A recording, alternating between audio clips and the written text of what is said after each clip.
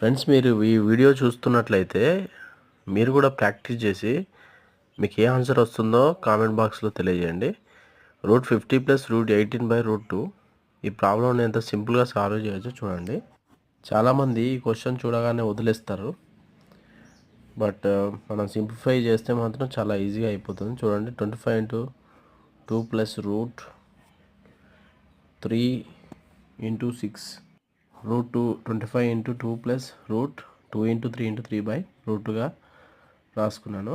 √2 common తీసేలాగా మనం ఈజీగా ఈ క్వశ్చన్ని మనం రాసుకుంటే సరిపోద్ది. √2ను కామన్ తీసి ప్రాబ్లం సాల్వ్ చేయొచ్చు ఈజీగా. సో √2 క్యాన్సిల్ అవుతుంది.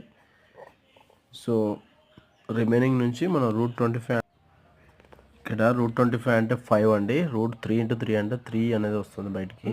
సో 5 + 3 = 8.